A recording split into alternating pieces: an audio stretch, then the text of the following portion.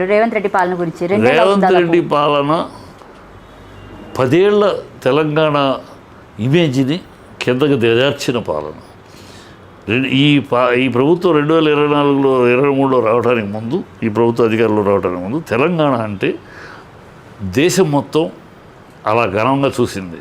Telangana a emerging new state, what is Telangana, where is దేశమంతా ఎదురు కళ్ళు పెద్దగా చేసి చూసింది. అలాగే తెలంగాణ సీఎం కేసీఆర్ అనగానే దేశ నాయకుల్లో ఒక నాయకుడిగా చూసింది సమాజం. ఇవాళ ఈ 10 ఏళ్లలో ఆ తెలంగాణ బ్రాండ్ ఇమేజ్ మొత్తం దిగజారిపోయింది. ఒక బీహార్ లాగా తయారు చేశారు. ఏమీ లేదు, నిరంతర అబద్ధాలు, డైవర్షన్ పాలిటిక్స్, ఇంకోటి తప్పితే ఇంకోటి లేదు. ఇవి ప్రజల ఇమేజ్ పడిపోయింది. ఇవాళ తెలంగాణ సీఎం ఎవరయ్యా అంటే గతంలో కేసీఆర్ని ఘనంగా చెప్పగలిగిన ప్రజలు ఇవాళ రేవంత్ చెప్పలేకపోతుంది. ఎందుకంటే రేవంత్ ఎక్కడయ్యా అంటే ఢిల్లీ, సోనియా గాంధీ కాళ్ళ దగ్గర, రాహుల్ గాంధీ కాళ్ళ దగ్గర పడుండే నలుగురిలో ఒకడు మా ముఖ్యమంత్రి చెప్పుకోవాల్సిన పరిస్థితి. పరిగెడితే, మాట పెరిగితే, నాటికి నేటికి ఆ సినాపురికి తాకట్టు పెట్టు ఈ కాంగీయుల్ని నా జాతికి పట్టిన శాపం. నాటి నుంచి నేటి వరకు వీళ్ళకి ఇదే అలవాటు. ఢిల్లీకి తాకట్టు పెట్టడం, ఢిల్లీకి దాసోహం అవటం, ఢిల్లీకి పాదాక్రాంతులు చేయటం అలవాటు. దాని నుంచి బయటపడ్డాం. గత 10 ఏళ్లలో 2014లో బయటపడింది ఈ సమాజం.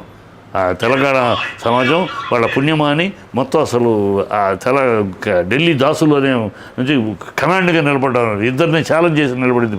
ఇవాళ మళ్ళీ ఢిల్లీ దాసుల కింద చేసేసి ప్రతి దానికి దగ్గటానికి దీనికి కూడా ఢిల్లీ పర్మిషను, ఢిల్లీ పాదాక్రాంతులు చేశారు. ఇది ప్రజల్లో ఒక విషయం. కొన్నాళ్ళు హైడ్రా అని డ్రామా. హైడ్రా ఏంటి? ఏ డ్రామా? మీరిచ్చిన పర్మిషన్లే. కేంద్ర కన్వెన్షన్ మీరు ఇచ్చారా? పర్మిషన్ ఎవరు ఇచ్చారు? మీ ప్రభుత్వ హయాంలో రాజశేఖర రెడ్డి గారి పిల్లలు ఇచ్చారు. మీరిచ్చిన పర్మిషన్సే ఆ ఇళ్ళని మీరు టైంలో వచ్చారు. మేమేం చేస్తాం అప్పుడు వర్క్ ఆఫీసర్ అంటే మీ ఆఫీసర్స్ అప్పుడు డబ్బులు తీరిస్తారు. ఇప్పుడు మీరు డబ్బుల కోసం మళ్ళీ పగలబడతారా? భయభ్రాంతులు చేయటం, బిల్డర్స్ని, కన్స్ట్రక్షన్ వాళ్ళని భయభ్రాంతులు చేయటం, అది ఒకటి. మూసీ ప్రక్షాళన కథ ఒక డ్రామా. నెక్స్ట్ మూసీ ప్రక్షాళన ఎప్పటి నుంచో ఉంది. ఎప్పటి నుంచో చంద్రబాబు పీరియడ్లో, అంతకుముందు రాజశేఖర రెడ్డి అన్ని పీరియడ్లోనూ వస్తాడని జరుగుతుంది. ఇదేదో ఈయన కొత్తగా కనిపెట్టినట్టు. అసలు దానికి మూసీకేసిన 6500 కిలోమీటర్ల సరౌండింగ్లో ప్లాన్ ఓకే అయింది కేసీఆర్ గారి పీరియడ్లో. ఆ ప్లాన్ ప్రకారం వెళ్ళకుండా దాన్ని ఏదో మార్చాలని, ఆయన ఎడం చేయంటే నా పురం చేయాలంటే ఆయన మార్చాలని 12,500 కిలోమీటర్లకి దాన్ని 3 దీని నుంచి జలాల నుంచి మార్పు చేసి ఏమైంది? అది కదలలేదు, అక్కడే ఉంది. ఎప్పటికప్పుడు డైవర్షన్ పాలిటిక్స్, నిజాయితీ లేకుండా, ప్రజలకు చేయాల్సింది చేయకుండా డైవర్షన్ మాట వెళ్ళి తిట్టడం. భాష, ఒక సీఎం మాట్లాడే భాషను అంతకుముందు ఆయన మాట్లాడాడు. ఎప్పుడు మాట్లాడాడు? ఆయన ఉద్యమ పూర్లో మాట్లాడు. సన్నాసులు ఉద్యమంలో ఉన్నప్పుడు పరుష పద్యాలు వాడతారు. నువ్వు ఎలక్షన్స్ అప్పుడు మాట్లాడావు. ఎలక్షన్ అయిపోయినాక నువ్వు సీఎం అయినాక 5 కోట్ల ఆంధ్రులుగా, 5 కోట్ల తెలంగాణ ప్రజలకు ప్రతినిధివి. నువ్వు ఏమాత్రం నీకు మనిషి చీవు పౌరుషం ఉంటే సోనియా గాంధీ కాళ్ళు గడిగి నెత్తిన పోసుకోవాలంటావా నువ్వు? ఈ తెలంగాణ ప్రజలకి అంత కర్మ పట్టిందా? సోనియా గాంధీ కాళ్ళు గడిగి నెత్తిన పోసుకోవాలా? తెలంగాణ ఇచ్చింది ఆవిడే కదా, మరి ఆవిడ ఇచ్చిందా? సిగ్గుంటుందా మాట? ఎవరికో చెప్పుకుంటారు కదా, ఎవరికో పుట్టిన బిడ్డ నా బిడ్డ అన్నట్టు. మీరు ఇచ్చారా? మీరు ఇస్తే 12,000 మంది ఎందుకు చచ్చిపోయారు? తెలంగాణ ఎలా వచ్చింది? ఎలా వచ్చిందంటే 32 మంది ఎంపీలు తీసుకెళ్ళి బీజేపీ నిలబడింది. ఈ 32 మంది ఎంపీలు ఇతర రాష్ట్రాల నుంచి నిలబెడితే పార్లమెంట్ దగ్గర అప్పుడు తల వంచి కాంగ్రెస్ తల వంచి సంతకం పెట్టింది. మీరు ఇచ్చినట్టయితే ఎప్పుడో 12,000 మంది 1200 మంది చచ్చిపోవాల్సిన అవసరం వచ్చేది. మీరు ఇవ్వటం ప్రజలు మీకు తీర్పిచ్చారు. ఆంధ్రాలో చీపమ్మన్నారు, ఇక్కడ అనుకోకుండా తంతె గాలి బుట్లో వచ్చారు. కానీ మిమ్మల్ని చీకొట్టింది అందుకే. మీరు పరమ ద్రోహం చేసి వాళ్ళు మేము ఇచ్చామంటారు. ఉద్యమంతో రాలేదు తెలంగాణ. ఉద్యమంతోనే వచ్చింది. 14 ఏళ్ల నిర్విరామ పోరాటం. నా చచ్చుడో తెలంగాణ తెచ్చుడో అన్న మొక్కవోని పోరాటం కేసీఆర్ది. ఆందోళన ప్రజల్లో చైతన్యం వచ్చింది, ఆందోళన ప్రజల పోరాటం వచ్చింది. ఆ పోరాటానికి భయపడి ఆఖరి నిమిషంలో ఇచ్చారు. రైట్. తెలంగాణ అసలు ఇచ్చారా తెచ్చుకున్నారా చెప్పండి? తెచ్చుకున్నారు. పోరాడి గెలుచుకున్న వరం అది. ఇచ్చే పుచ్చుకున్న బిచ్చం కాదు. కాంగ్రెస్ వాళ్ళు వాడే పిచ్చవాడు. వాళ్ళు ఇస్తే పుచ్చుకున్న బిచ్చం కాదు. తెలంగాణ పోరాడి గెలుచుకున్న వరం అది. పిచ్చివాగుడు వాగితే ఎట్లా? ప్రజలకు తెలియదు. ప్రజలకు అంత ఇవాళ మీరు వచ్చారంటే ఎందుకు వచ్చారు?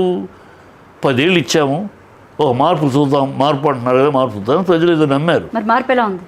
మార్పు ప్రజలను అడిగితే చూస్తే మార్పు గందరగోళంగా ఉంది. శాపనార్థాలు పెడుతున్నారు ఆడాళ్ళు, ముసలాళ్ళు. పక్క నుంచి మరి 6 గ్యారెంటీలు అమలయ్యాయని కాంగ్రెస్ పార్టీ నేతలు కానీ వాళ్ళు అనొచ్చమ్మా. మంత్రులు కానీ నువ్వు చెప్పు నాకు ఒక 6 హామీలు ఏ హామీ మనలో మనమాట ఫ్రీ బస్సు అందుతుంది కదా సార్. ఎక్కడ అందుతుందమ్మా ఫ్రీ బస్సు? అదే నేను అంటున్నాను, వాళ్ళ స్టేట్మెంట్లు చూసేసి మీరు అంటే కదా, మీరు అధ్యయనం కావాలి, రైతు భరోసా పైసలు మీ అధ్యయనం కావాలి, మీ అధ్యయనం కావాలి. వాళ్ళు అనే స్టేట్మెంట్లు ఇవ్వడానికి చంద్రబాబు కూడా మొన్న అనేసరిగా అన్ని హామీలు అయిపోయినాయి. అధ్యయనాలు మేము చేస్తున్నాం సార్, అంటే అదే అనలిస్ట్గా చెప్తున్నా. ఎక్కడొచ్చింది ఆ హామీలు ఎక్కడ నెరవేర్చారు, ఎక్కడ దళిత బంధు ఇచ్చారా లేదు, రుణమాఫీలు చేశారా? మొత్తం 48,000 కోట్లు ఉంటే ఈ 12,000 కోట్లు చేసి రుణమాఫీ చేసామంటారా? ఇవన్నీ మీరు ఎంత ఉందో రుణమాఫీ, మీరు ఎంత చేశారు, అది లెక్కలు తీయాలి. జర్నలిస్టులు తీయాలి, మా అనలిస్టులు చెప్పడం మీరు తీయాలి. ఎంత ఉంది రుణమాఫీకి, ఎంత ఉంది? 47,000 చిల్లర కోట్లు ఉన్నాయి, మీరు ఎంత ఇచ్చారు? 12,000 కోట్లు ఇచ్చి మేము రుణమాఫీ చేసేసామంటే ఎవరిని మభ్య పెడుతున్నారు? ప్రజలు అమాయకులు, ప్రజలకి ఇంత వాళ్ళకి తెలియదు పాపం కదా, ఏమిటి డీటెయిల్స్ ఏదో అనగానే వాళ్ళకి వచ్చే నీకు రాలేదా, వస్తుంది, ఇలా మాటలు తప్పితే 5 ఏళ్ళు ఇలా కాలం గడిపేస్తారు. వాళ్ళు చిత్తశుద్ధి లేని పార్టీ కాంగ్రెస్ ఇప్పుడు కూడా వచ్చామా, అబద్ధాలు ఆడో ఆరబోతు చేసి వస్తాము, వచ్చినాక దాచుకుంటాం, హైకమాండ్కి పంపించడం, మన పదవులు నిలబెట్టుకుంటాం, 5 ఏళ్లలో సంపాదించడం, మళ్ళీ గోతికాడు నక్కదాకా కాచుకుని కూర్చుంటాం, ఎప్పుడు అవకాశం దొరుకుతాం, మళ్ళీ ఏ అబద్ధాలు జల్లు కురిపించి ప్రజల్ని తీసుకుందాం అనే వాళ్ళ డిఎన్ఏ. వాళ్ళకి ఎంతసేపు గెలిచామా, మనం ఎంత దోచుకుంటున్నాం, అధిష్టానానికి ఎంత పంపిస్తుంది, ఇదే లెక్కలు వాళ్ళు ఈ ప్రపంచం అంతా తెలుసు. ఇవాళ ఒక్క బెంగళూరులో అది, ఇవాళ ఇక్కడ అది, కాంగ్రెస్ ప్రభుత్వం ఎక్కడైనా ఎప్పుడైనా అంతే. కనుక వాళ్ళు ప్రజలకి ఏదో చేస్తారు, ప్రజల గురించి ఆలోచిస్తారు, ప్రజల్ని మభ్యపెడతారు, ప్రజల్ని వంచన చేస్తారు, ప్రజల్ని మోసం చేస్తారు. ఒక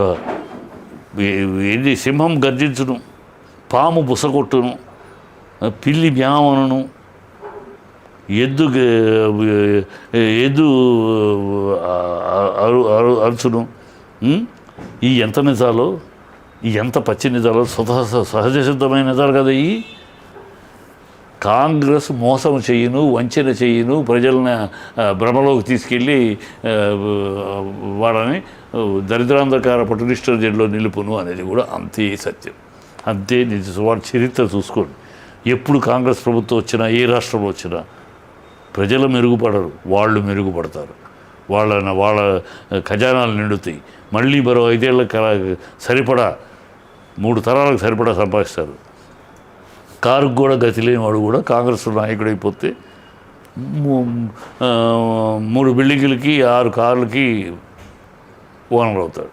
అది అక్కడ కనుక ఈ ప్రభుత్వం ఇంతే. తెలియక ప్రజలు మోసపోయారు. ప్రజలు ఎప్పుడు అమాయకులమ్మా, ప్రజలు అంటానికి లేదు. ప్రజలు ఎప్పుడు నువ్వు ఇస్తారంటే ఆశపడతారు. ఆయన ఇచ్చాడు 10 ఏళ్ళు, ఓకే, ఇదేదో ఇంకా ఇస్తారంటున్నాడు కదా, ఏదో చూద్దాం అని ఆశపడ్డారు. వాళ్ళకి ఆశ చూపి, అందుకనే గరీబీ హటావో అని ఎప్పుడు అంది ఇందిరాగాంధీ. గరీబీ హటావో అయిందా? ఆవిడ బతికినంతకాలం వల్ల, తర్వాత అయింది అవదు. మాట్లాడతారు, స్లోగన్స్ పెడతారు, స్లోగన్స్ పెట్టి ప్రజలు మధ్యలోకి ఎమోషన్లోకి తీసుకెళ్ళి అది జరుగుతుంది ప్రస్తుతం కాంగ్రెస్. ప్రజలు బాగా గమనిస్తున్నారు. అరే ముసలాళ్ళు శాపనార్థాలు పెడుతున్నారమ్మా, యువకులు శాపనార్థాలు పెడుతున్నారమ్మా, ఆడవాళ్ళు నోటికొచ్చే తిట్లు తిడుతున్నారమ్మా. ఎంత తప్పు చేసావు, సింహాన్ని ఇంట్లో కూర్చోబెట్టి ఈ చిట్టిలుకలకు రాజ్యం ఇచ్చామే. ప్రజలు ఆ విధంగా సీఎంని మాట్లాడడం ఎంతవరకు కరెక్ట్ అంటారు? ఎందుకు నువ్వు మాట్లాడితే ప్రజల్ని సోనియా గాంధీ కాళ్ళు కడిగి నీళ్ళు నెత్తిరి పోసుకోవని నువ్వు ప్రజలు అంటే ఇంతకన్నా అవమానం ఉండదా ప్రజలకి? ఇంతకన్నా దరిద్రపు మాట ఏ సీఎం అన్న మాట్లాడతాడా? నీకు కావాలంటే కడుక్కో, పోసుకో నెత్తి మీద. ప్రజలు కాళ్ళు కడిగి నెత్తిని పోసుకోవాలంటే ఏవి దరిద్రం పాటలు? నీ కాకాపట్టడం కోసం ప్రజల్ని హీనమైన బానిసలుగా బుద్ధి ఉండద్దు మాట్లాడటానికి. సో అతను అయిపోయింది, అతని పీరియడ్ అయిపోయింది. ఏ ఆగస్టులోనో సెప్టెంబర్ ఈ ఇయర్ ఎండింగ్ లోపు నా అనుమానం అతన్ని దింపేస్తారు కాంగ్రెస్. ఎందుకంటే ఇతను పెండగలిగింది, ఇతని నుంచి పిండేసింది కాంగ్రెస్. ఇతను ఏమేమి వాళ్ళ దగ్గర, ఎవరి దగ్గర కన్స్ట్రక్షన్ వాళ్ళ దగ్గర బిల్డర్స్ని బెదిరించి బ్లాక్మెయిల్ చేసి ఏమేమి ఎక్కడెక్కడ పిండాలో పిండించేసింది కాంగ్రెస్. సో ఆ పిండింది అయిపోయింది, ఈయన దగ్గర పిండి ఏమి రాదు. సో నెక్స్ట్ కొత్త కొత్త వాళ్ళు వచ్చినంత మాత్రం ఇంక ఏం పిండగలుగుతారు? అతను ఇండస్ట్రియలిస్టు. నీకు అతను already Venkat Reddy industrial, Komatireddy Venkat Reddy already industrial. ఈయన ఏమి కాదు, సడన్గా మంత్రి కూడా కాదు ఇంతకుముందు.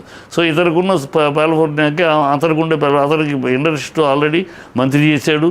సో అతనికి మొత్తం ఇండస్ట్రియల్ సర్కిల్ ఉంది.